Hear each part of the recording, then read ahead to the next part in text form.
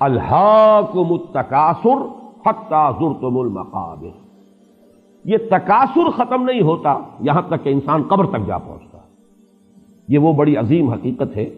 کہ انسان کے پاس چاہے دولت کے انبار ہو، اتنی بھی دولت ہو کہ کئی نسلوں کے بارے میں اطمینان ہو، آگے کئی پشتیں کھا سکتی ہیں آرام سے بیٹھ کر، لیکن بہتات جو دولت کی بہتات کی طلب ہے وہ ختم نہیں ہوتی۔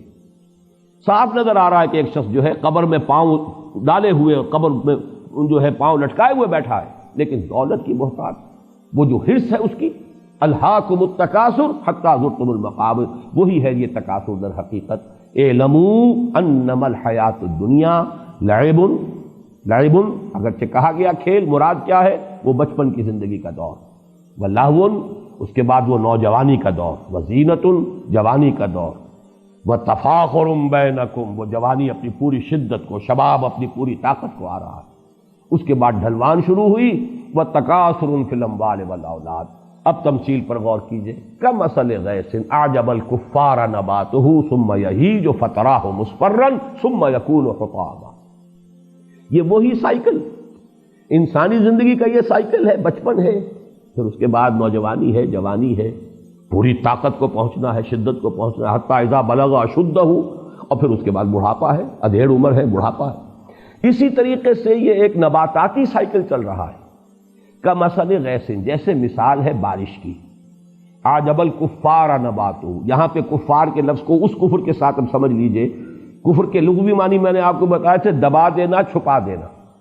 اور یہاں تقریباً اجماع ہے مفسرین کا، یہاں کفار سے مراد وہ کافر نہیں ہے کہ جو اللہ کا انکار کریں، یا رسول کا، یا آخرت کا، یا قیامت کا، یا قرآن کا۔ کفار سے مراد یہاں ہے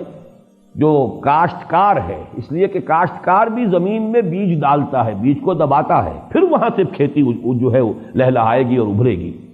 تو کمثل غیث، جیسے زراع کا لفظ آیا ہے سورہ فتح کے آخر میں، زراع، اعجب یعجب الزراع، جس کو کہ جب بارش ہوتی ہے اور کھیتی جو ہے اپنی سوئی نکالتی ہے اور وہ چھوٹی چھوٹی سی پتیاں سامنے نمودار ہوتی ہیں، تو کاشتکار کا دل باغ باغ ہو جاتا ہے۔ وہاں پر بھی یہ لفظ آیا تو فرمایا کمثل غیث اعجب الکفار نباتہ، بارش سے جو نباتات کا جو ظہور ہوا اس سے وہ کاشتکار کا دل باغ باغ ہو جاتا ہے، ثم یہیج، پھر وہ اپنی پوری قوت پر آتی ہے وہ کھیتی۔ حاجہ یہیجو جو ہے یہ آتا ہے کسی چیز کے جوش مارنے کے لیے، چنانچہ کہا جاتا ہے حاجت دم، خون نے جوش مارا۔ حاج الفحل، نر اونٹ جو تھا وہ جوش میں آیا، بفر گیا۔ حیجت یا حیجت الشر والحرب والبعیر، کسی شے کو جوش دلانا، یہ حیج یحیج تہییجا آتا ہے۔ اسی کو نوٹ کیجئے کہ ایک لفظ اردو میں مستعمل ہے، اس کا مادہ ہیجان، ہیجان کی کیفیت، ہیجانی کیفیت۔ یہ حاجہ یہیجو سے لفظ ہیجان ہے کہ جو ہماری ادبی جو لٹریری اردو ہے بہرحال اس کے اندر بہت معروف ہے۔ تو یہاں فرمایا کہ کھیتی ظاہر ہوئی، بارش ہوئی تھی، اب آپ نے دیکھا کہ اس کے بعد ہریاول جو ہے، سبزہ جو ہے معلوم ہوتا ہے کہ اس جو بالکل بے آب و گیاہ ریت پڑا ہوا تھا، بے آب و گیاہ مٹی تھی، اس کے اندر اب سبزہ نمودار ہو گیا۔ پھر اس کے بعد ثم یہیج، پھر وہ فصل جو ہے لہلہاتی ہے، اپنی پوری قوت کو آتی ہے، جوش مارتی ہے۔ فتراہ مصفرا، پھر تم دیکھتے ہو زرد پڑ گئی، کچھ دیر کے بعد اب وہ چاہے گھاس بھی تھی، وہ کچھ عرصے کے بعد وہ گھاس جو ہے وہ زرد پڑ جائے گی۔ کھیتی بھی جب پختگی کو آتی ہے، اب جیسے کہ گیہوں کی فصل ہے، شروع میں تو وہ بڑا ہریالی کا منظر نظر آئے گا، لیکن جب فصل پکنے پہ آئے گی ثم فتراہ مصفرا، تو تم اس کو دیکھتے ہو کہ اب وہ زرد پڑ گئی ہے۔ ثم یکون حطاما، پھر وہ فصل کٹ گئی تب بھی، اور اگر صرف چراگاہ کی دنیا میں آپ کو معلوم ہے کہ بہت بڑے بڑے رقبے ہیں چراگاہوں پر مشتمل ہے، کوئی فصل نہیں ہوتی وہاں۔ یہ سارا سینٹرل ایشیا کے جو پلینز ہیں رشیا کے، میں بہت بڑے رقبے جو ہیں اس طرح کے ہیں، جو سٹیپس کہلاتی ہیں، کہ جو یہ سطح مرتفع کی جو ڈھلوانے ہوتی ہیں جن پر سب سے زیادہ قوی لوگ پیدا ہوتے ہیں، یہ تمام لوگ جو پہاڑی سطح مرتفع کے علاقوں کے رہنے والے، یہ منگولز بھی وہیں کے تھے، پھر اسی طریقے سے یہ مرہٹا جو ہے ہندوستان کے اندر، یہ بھی وہ سطح مرتفع دکن کی جو ہے اس کے لوگ ہیں، کہ ان کے ہاں بس کام یہی ہے کہ وہ ان کے جو بھی جانور ہیں، وہ بارش ہوئی اور وہ سبزہ ہوا اور اس کے اوپر وہ چرتے پھر رہے ہیں، اور باقی یہ کہ اس گھوڑے کے اوپر سوار ہو کر یہی قبائل تھے کہ جو پھر نکلتے تھے تو دنیا میں کوئی ان کا مقابلہ نہیں کر سکتا تھا، وہ اٹیلا ہو، وہ چنگیز ہو، کہاں سے چل کر کہاں پہنچا ہے۔ یہ تمام کے تمام یہ حقائق جو ہیں ہسٹوریکل، ایچ جی ویلز نے بڑی خوبصورتی سے بیان کی ہے۔ بہرحال یہاں پر یہ دیکھیے کہ اس کے بعد کیا ہوتا ہے، وہ سبزہ بھی ہے تو پھر کچھ عرصے کے بعد وہ دھوپ کی وجہ سے وہ جل جائے گا، زرد ہو جائے گا، اور وہ بھربھرا سا ہو کر پھر وہ پاؤں تلے رونا جائے گا، اور کچھ عرصے کے بعد مٹی ہو کر مٹی میں مل جائے گا، پھر اس کا کوئی وجود ہی نہیں ہوگا۔ وہ سبزہ، وہ ہریالی، وہ تر و تازگی وہ ختم ہوئی، پھر معلوم ہوا کہ پھر وہی خاک اڑ رہی ہے، پھر وہی ویرانی ہے، پھر وہی ریگزار کا ایک منظر ہے۔ اور چونکہ عرب کا پس منظر ہے خاص، جس میں کہ یہ قرآن مجید نازل ہو رہا ہے، تو یہ پورا کا پورا اس کا پس منظر واضح ہو گیا۔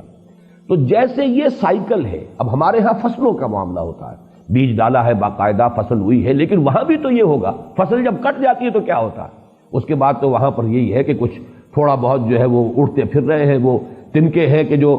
توڑی کے تنکے ہیں، توڑی بھی اگر فرض کیے جمع کر لی گئی ہے تو کہیں کہیں جو اس کے باقیات و صالحات ہیں وہ ہیں، ہوا انہیں لیے پھر رہی ہے۔ اب وہ منظر خوشنما نہیں رہا۔ یہ سائیکل ہے نباتاتی جو اس دنیا میں چند مہینوں کی سائیکل ہوتی ہے، لیکن یہ کہ انسان کی زندگی کا یہی سائیکل ہے، جس گھر میں بھی نئی ولادت ہوئی ہے، بچہ پیدا ہوا ہے، خوشی کے شادیانے بجائے جا رہے ہیں، خوشیاں منائی جا رہی ہیں، پھر وہ بچہ بڑھا ہوتا ہے، پھر اس میں طاقت آتی ہے، وہ جوانی کو پہنچتا ہے، اس کی امنگیں ہیں، اس کے ولولے ہیں، اس میں تفاخر پیدا ہوتا ہے، زینت و تفاخر، پھر یہ کہ اس کی جو ہے ایک ڈھلوان آتی ہے۔ اب چہرے پر بھی زردی آتی ہے، فتراہ مصفرن، چہرے پر جھریاں پڑ رہی ہیں، بال جو ہے سیاہ نہیں رہے، سفید ہو گئے ہیں، ہو کہ آخر کار بڑھاپا آئے گا، موت آئے گی، اور وہ قبر میں اتار دیے جائیں گے، اور کچھ عرصے کے بعد مٹی ہو کر مٹی میں مل جائیں گے۔ تو یہ ہے وہ سائیکل، ہیومن لائف سائیکل، اور یہ ہے وہ نباتاتی سائیکل جو ہے بوٹینیکل سائیکل۔ ان دونوں میں بڑی گہری مناسبت ہے، اور اس آیت کریمہ کا جو اصل حسن ہے معنوی وہ اسی میں مضمر ہے کہ یہ سٹیجز ہیں۔ اعلموا انما الحیات الدنیا لعب ولہو وزینۃ وتفاخر بینکم وتکاثر فی الاموال والاولاد کمثل غیث اعجب الکفار نباتہ ثم یہیج فتراہ مصفرا ثم یکون حطاما۔ یہ ہونا ہے ہر ایک کے ساتھ، بادشاہ کے ساتھ بھی ہونا ہے، فقیر کے ساتھ بھی ہونا ہے، گدھا کے ساتھ بھی ہونا ہے، محلوں میں رہنے والوں کے ساتھ بھی ہونا ہے، جھونپڑیوں والوں کے ساتھ بھی ہونا ہے۔ ان کی بھی زندگی بالآخر ختم ہوگی، وہ بھی مٹی ہو کر مٹی میں ملیں گے، ان کی بھی زندگی ختم ہوگی اور یہ بھی مٹی میں ہو کر مٹی مل جائیں گے۔ لیکن وَفِي الْآخِرَةِ عَذَابٌ شَدِيدٌ وَمَغْفِرَةٌ مِّنَ اللَّهِ وَرِضْوَانٌ، وہاں ہے دوام مستقل۔ وہ جو انجام آئے گا آخرت میں، یا تو پھر عذاب ہے بہت سخت، وَفِي الْآخِرَةِ عَذَابٌ شَدِيدٌ وَمَغْفِرَةٌ مِّنَ اللَّهِ وَرِضْوَانٌ، اور پھر دوسری شکل ہے اور مغفرت اللہ کی طرف سے اور اللہ کی رضا۔ وَمَا الْحَيَاةُ الدُّنْيَا إِلَّا مَتَاعُ الْغُرُورِ، اور دنیا کی زندگی سوائے دھوکے کے سامان کے کچھ نہیں۔